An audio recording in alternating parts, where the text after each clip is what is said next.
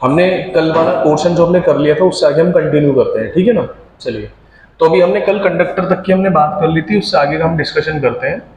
हमने कल देख लिया था कि किसी भी कंडक्टर के अंदर बहुत सारे फ्री इलेक्ट्रॉन्स प्रेजेंट होते हैं, सबके सब मोशन में होते हैं, और बहुत सारे फ्री इलेक्ट्रॉन्स के मोशन का होने का रीजन ये होता है कि उन्हें एक तो हीट मिल रही होती है हमारे सराउंडिंग से, किधर की तरफ हीट ट्रांसफर करती है, कंडक्टर की तरफ, ठीक है ना। और दूसरा वो रिपल्शन करते हैं, क्या करते हैं, रिपल्शन। इतनी बात क्लियर है।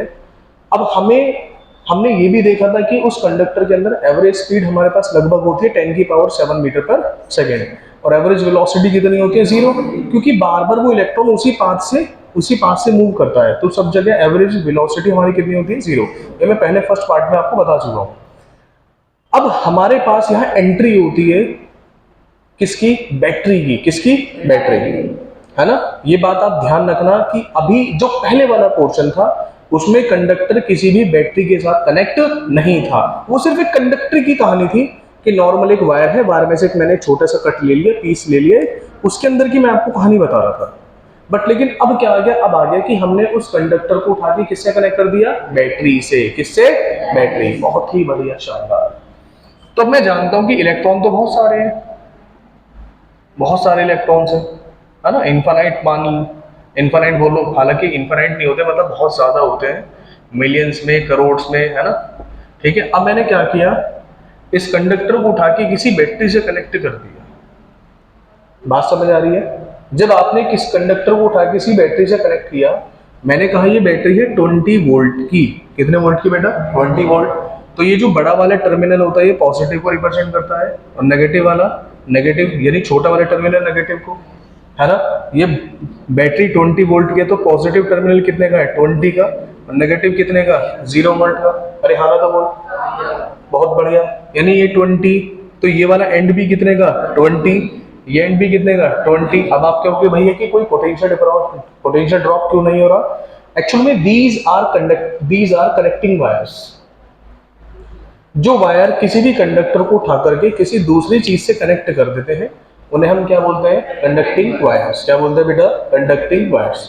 ठीक है, तो ये कंडक्टिंग यानी ये कनेक्टिंग वायर्स होते हैं। अब कनेक्टिंग वायर्स के अंदर जो रेजिस्टेंस होता है वो बहुत बहुत बहुत कम होता है। समझ आ रही है बात भाई। मैं आपसे अगर आपसे एक डिस्कशन करूं, आपने एक बॉल ली और इस बॉल को किसी ने हिट कर दिया, बॉल ज्यादा बड़ी हो गई, हिट नहीं हो पाएगी।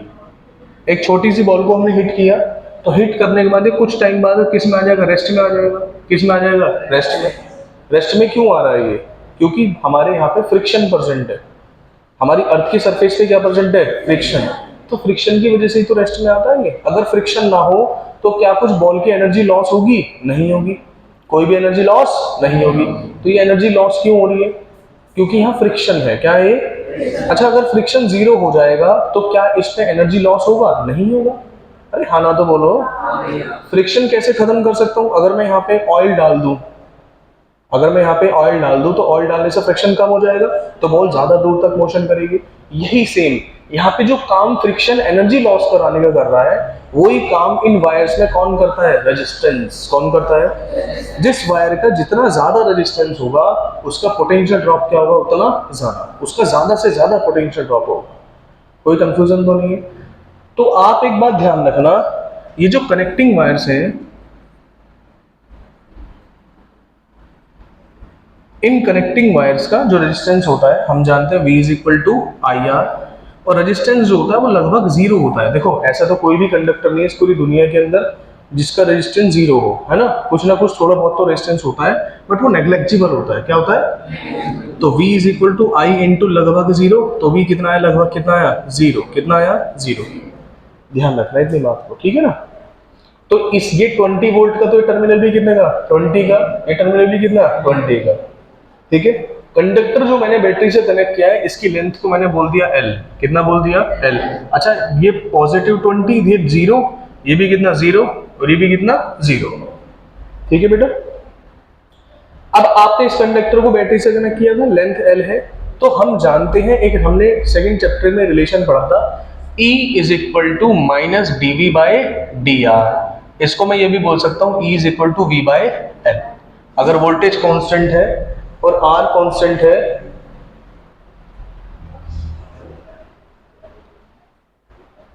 तो E is equal to V by L, यानी अगर आपने किसी कंडक्टर को उठाया, उसकी लेंथ L है और उसे V वोल्ट की बैटरी से अगर आपने कनेक्ट किया, आपने उसे V वोल्ट की बैटरी से कनेक्ट किया, तो उस पर इलेक्ट्रिक फील्ड कितना लगेगा, E is equal to V by L, यानी इलेक्ट्रिक फील्ड अप्लाई होना शुरू हो जाएगा।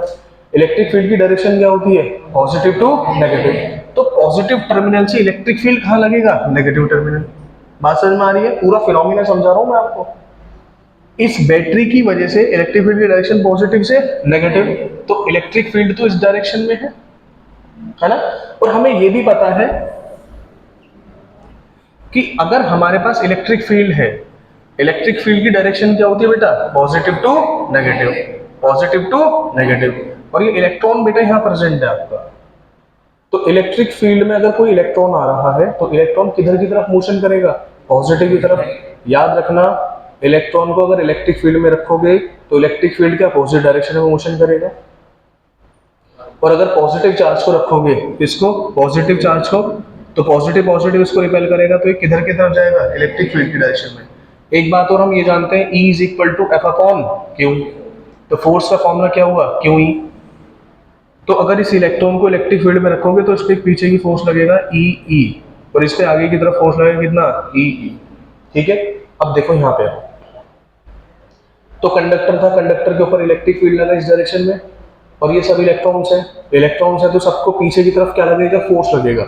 एक पीछे की तरफ एक खिंचाव होगा, क्या होगा, खिंचाव, सब की तरफ पीछे की तरफ एक फोर्स लगेगा EE। तुम्हें कंसेप्ट समझ में आ रहा है बेटा, क्या लगेगा, पीछे की तरफ एक फोर्स लगेगा QE, QE, कोई कंफ्यूजन तो नहीं है।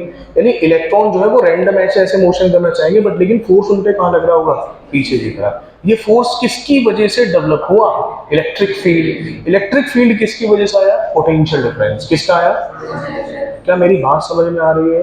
किसी भी कंडक्टर के ऊपर फ्री इलेक्ट्रॉन्स के ऊपर फोर्स केवल जब लगता है जब उसे हम क्या प्रोवाइड कराते हैं, पोटेंशियल डिफरेंस। आपके सामने जितने भी पूरी दुनिया में जितने भी कंडक्टर काम कर रहे हैं, चाहे वो पंखा हो, चाहे टेबल हो, चाहे वो लाइट हो, कुछ भी हो, वो केवल और केवल किसकी वजह से काम कर रहे हैं, पोटेंशियल डिफरेंस की वजह से। आप खुद सोचो, आपने दो तार उठा के इसमें लगा दिए एसी के, क्या मिला आपको उससे, पोटेंशियल डिफरेंस ही तो मिला। ये आपको 220 जो प्रोवाइड करा रहे हैं बिजली वाले, क्या दे रहे हैं, पोटेंशियल डिफरेंस ही तो दे रहे हैं। इस पोटेंशियल डिफरेंस की वजह से कंडक्टर, ये एसी आपने चालू कर लिया, तो एसी जो चालू आपने किया, इस कंडक्टर के अंदर बहुत सारे इलेक्ट्रॉन्स होंगे, तो जैसे ही आप इसे पोटेंशियल डिफरेंस प्रोवाइड कराते हो तो सारे के सारे इलेक्ट्रॉन मोशन करना स्टार्ट करते हैं। इलेक्ट्रॉन के मोशन से क्या होता है, मैं आपको अभी 2 मिनट के अंदर समझा दूंगा। इतनी बात समझ में आई, कल से नोट थोड़ी किया हमने, पूरा नोट कर लिया था, ठीक है। इसमें कोई कंफ्यूजन किसी को, ठीक है, एक बार पूरा देख लो इसे। देखो, अब जो पोर्शन हमारा नेक्स्ट वाला जो पोर्शन है, ये बहुत ज्यादा इंपॉर्टेंट पोर्शन है, इसको ध्यान से देखना, ध्यान से फोकस करना है इस पे, ठीक है। अब ये वाला जो पोर्शन है, अब आपको इस पोर्शन में ये पता लगेगा कि कोई भी कंडक्टर वर्क कैसे करता है, ठीक है। हमें ये समझ में आ गया कि इलेक्ट्रॉन की तरफ एक पीछे की तरफ एक फोर्स लगता है, क्या लगता है, फोर्स। अब मैं आपसे बात कर रहा हूँ कि कोई भी कंडक्टर काम कैसे करता है। हमने ये देखा कि, अब इधर देखना यार, इधर देखना है यार बस। अभी हमने देखा कि इलेक्ट्रॉन की तरफ एक पीछे की तरफ फोर्स लगती है, क्या लगती है, फोर्स। अब जब पीछे की तरफ फोर्स लगती है, इलेक्ट्रॉन पे पीछे की तरफ फोर्स लगती है, तो इलेक्ट्रॉन इधर की तरफ मोशन करते हैं, है ना। अच्छा, जहां से इलेक्ट्रॉन निकल कर आते हैं वहां क्या प्रोड्यूस होता है, पॉजिटिव, क्या बढ़ता है, पॉजिटिव। तो हमने माना कि जहां से इलेक्ट्रॉन आ रहे हैं उसके अपोजिट डायरेक्शन में कौन जा रहा है, पॉजिट्रॉन। कौन जा रहा है, इलेक्ट्रॉन अगर इधर जा रहा है तो उधर क्या जा रहा है, पॉजिटिव चार्ज यानी पॉजिट्रॉन। उसको हमने खुद से क्या मान लिया, पॉजिट्रॉन। क्या मान लिया, इतनी बात क्लियर है। तो आप ध्यान रखना कि हमने माना कि अगर मेरे पास एक कंडक्टर है, उस कंडक्टर को उठा के मैंने किसी बैटरी से कनेक्ट कर दिया, और बैटरी का पोटेंशियल V है, ये V वोल्ट की बैटरी है, तो ये V टर्मिनल, ये भी कितना V, ये 0 0, और ये भी कितना 0। तो इसके अंदर जो इलेक्ट्रॉन है वो इलेक्ट्रॉन तो इस डायरेक्शन में जाएगा, बट हमने खुद के समझने के लिए हमने क्या माना कि इसके अपोजिट डायरेक्शन में कौन जा रहा है, पॉजिट्रॉन। कौन जा रहा है, पॉजिट्रॉन। कौन जा रहा है, पॉजिट्रॉन। अच्छा, अब ये पॉजिट्रॉन करेगा क्या। अच्छा, इस पे इलेक्ट्रिक फील्ड कितना था, E is equal to V by L, ठीक है। अब हो रहा क्या है यहाँ पे कि हमें ये तो पता लग गया कि ये पोटेंशियल है, बैटरी है, ये पॉजिटिव टर्मिनल, ये नेगेटिव टर्मिनल, इलेक्ट्रॉन इस डायरेक्शन में जा रहा है, पॉजिट्रॉन इस डायरेक्शन में जा रहा है। पोटेंशियल एनर्जी का फॉर्मूला होता है U is equal to QV। U is equal to, ध्यान से सुनना ये वाला पोर्शन। हम जानते हैं कि पोटेंशियल एनर्जी का फॉर्मूला होता है U is equal to QV। U is equal to QV। जब पॉजिट्रॉन यहां से चला था तो उस पर एनर्जी कितनी थी, पोटेंशियल एनर्जी QV कितनी थी, बात समझ में आ रही है, ठीक है। और ये अगर इलेक्ट्रॉन ई इधर जा रहा है तो पॉजिट्रॉन की वैल्यू ई है, कितनी है ई। भाई इलेक्ट्रॉन फंडामेंटल चार्ज है ना 1.6 इंटू 10⁻19। अगर मैं इलेक्ट्रॉन की बात करूंगा तो नेगेटिव लगा लूंगा, यानी इलेक्ट्रॉन इधर जा रहा है। इसके अपोजिट इधर कौन जा रहा है 1.6 इंटू 10⁻19 कूलम। तो कितना पॉजिट्रॉन जा रहा है इधर ई प्लस, और कितनी पोटेंशियल एनर्जी इस पॉइंट पे ईवी कितनी है, इधर कितना हो गया U is equal to QV। तो U is equal to charge तो वही है सेम E, बट पोटेंशियल कितना है इस टर्मिनल पे 0। तो पोटेंशियल एनर्जी कितनी हो गई 0। कहाँ गई एनर्जी, आई बात समझ में मैं क्या समझाना चाह रहा हूँ आपको, अरे हाँ तो बोलो कहाँ गई। This energy is used by the conductor.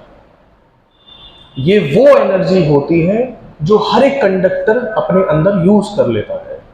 क्या मेरी बात समझ में आ रही है। दरअसल कहानी ये है बेटा कि जब आप किसी भी कंडक्टर उठा के, मान के चलो ये कंडक्टर कौन है, ये कंडक्टर है पंखा, ये कंडक्टर है एसी, ये कंडक्टर है टेबल फैन, ये कंडक्टर है इलेक्ट्रिसिटी इलेक्ट्रिक लाइट, ये कंडक्टर है कोई भी आयरन प्रेस, कोई भी एक ऐसी डिवाइस जिससे आप कुछ ना कुछ काम लेते हैं, आप उसे क्या करते हैं, उसे पोटेंशियल ड्रॉप ही तो देते हैं।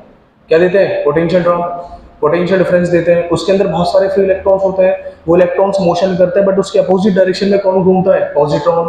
तो एक टर्मिनल पे तो पॉजिट्रॉन ऐसे है बिल्कुल ताकतवर, और दूसरी तरफ जाके वो क्या है, जीरो दमाई दे दे।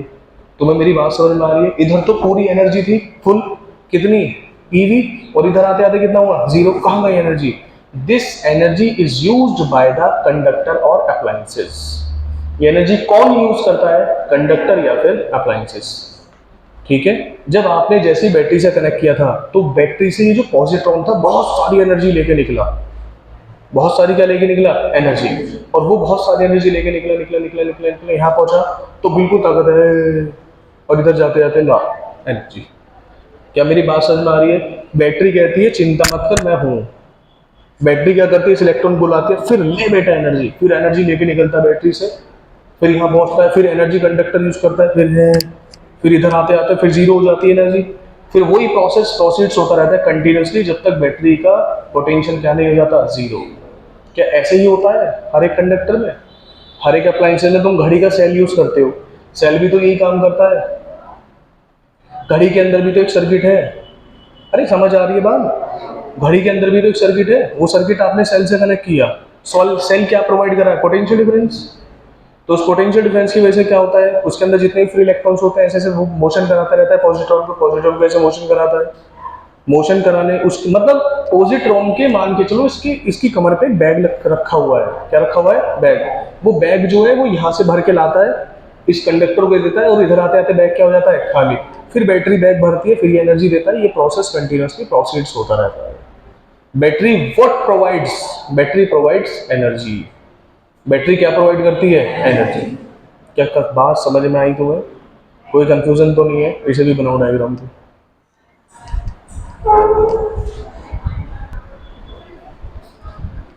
नेक्स्ट पोर्शन देखते हैं।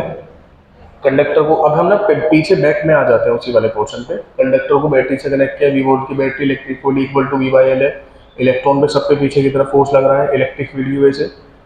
आगे का डिस्कशन, जब ये कंडक्टर किसी भी पोटेंशियल डिफरेंस से कनेक्ट नहीं था तो इस कंडीशन में क्या हो रहा था, इलेक्ट्रॉन ऐसे जाता है ऐसे करके बार बार इसी रास्ते से पास हो रहा था। तो इसकी जो एवरेज वेलोसिटी थी, क्या थी बेटा, एवरेज वेलोसिटी, वो कितनी आ रही थी, जीरो। कितनी आ रही थी, क्यों आ रही थी जीरो, क्योंकि एवरेज वेलोसिटी मतलब डिस्प्लेसमेंट अपॉन टाइम। इलेक्ट्रॉन बार बार जिग-जैग मोशन करते हुए इधर इधर से पास हो रहा था, तो एवरेज वेलोसिटी मतलब डिस्प्लेसमेंट अपॉन टाइम, यानी डिस्प्लेसमेंट कितना, जीरो, और टाइम टाउ, ठीक है। एवरेज स्पीड कितनी थी, 10⁻7, ठीक है। एवरेज स्पीड कितनी, 10⁻7, लगभग 10⁻7 मीटर पर सेकेंड। बट जब आप इस कंडक्टर को आप देखेंगे, जब आप इस कंडक्टर को इधर देखेंगे तो आप देखेंगे कि इलेक्ट्रॉन जो है, जब वो इस कंडक्टर से किसी पोटेंशियल डिफरेंस के साथ कनेक्ट है, V वोल्ट की बैटरी के साथ, तो इलेक्ट्रॉन मान के चलो यहाँ से चला, यहाँ गया, यहाँ गया, यहाँ गया, यहाँ पे गया, यहाँ पे गया, यहाँ पे गया, यहाँ पे गया, यहाँ पे गया, यहाँ, तो उसने कुछ इधर की तरफ एक डिस्प्लेसमेंट शो किया, वो करेगा या नहीं करेगा? करेगा नहीं करेगा? क्यों करेगा डिस्प्लेसमेंट? क्योंकि फोर्स लग रही है। क्या लग रही है? क्या लग रही है? फोर्स। बात समझ में आ रही है? अरे हाँ ना तो बोल। तो ये जो फोर्स लग रही है, मैंने कहा कि डिस्प्लेसमेंट ये एस है। कितना डिस्प्लेसमेंट है? एस। और कितने टाइम में? टाउ टाइम में। कितने टाइम में? टाउ। ठीक है, तो यहाँ पे एवरेज वेलोसिटी इस बार जीरो होगी क्या? एवरेज वेलोसिटी जीरो होगी क्या? नहीं होगी। एवरेज वेलोसिटी जीरो नहीं होगी। एवरेज वेलोसिटी यानी एस अपॉन टाउ। और ये जो एवरेज वेलोसिटी होती है, that average velocity is called as drift velocity. इस एवरेज वेलोसिटी को हम क्या बोलते हैं? Drift velocity. क्या बोलते हैं? क्या बोलते हैं? क्या मेरी बात समझ में आ रही है? कोई कंफ्यूजन तो नहीं है? आप पूरा चैप्टर खत्म कर लोगे, आपको ये नहीं पता लगेगा कि स्कूल में ड्रिफ्ट वेलोसिटी होगी क्या है। एक्चुअल में ड्रिफ्ट वेलोसिटी का कंसेप्ट ये होता है, जब हम किसी भी कंडक्टर को लेकर उठाकर किसी बैटरी से कनेक्ट करते हैं, अब हम मान रहे हैं ये सब कुछ, हालांकि असलियत में तो ये सब कुछ होता है उसके अंदर, ये ड्रिफ्ट वेलोसिटी है। क्या है ये? ठीक है, अब हम बोलेंगे क्या अपनी कहानी में? हम कहानी में बोलेंगे, जब हम किसी भी कंडक्टर को उठा के किसी बैटरी से कनेक्ट करते हैं, तो सारे के सारे इलेक्ट्रॉन सैनिक की तरह लाइन में खड़े हो जाते हैं और वो कांस्टेंट वेलोसिटी से मोशन करते हैं। कांस्टेंट वेलोसिटी से क्या करते हैं? मोशन। और इस कांस्टेंट वेलोसिटी का नाम होता है ड्रिफ्ट वेलोसिटी। क्या नाम होता है? बट क्या वास्तविकता में ऐसा है? नहीं है। समझ आ रही है बात? वास्तविकता में ऐसा नहीं है। कोई कंफ्यूजन तो नहीं है? इसे फटाफट नोट करो और मैं आज लिखवाना शुरू करता हूँ बस।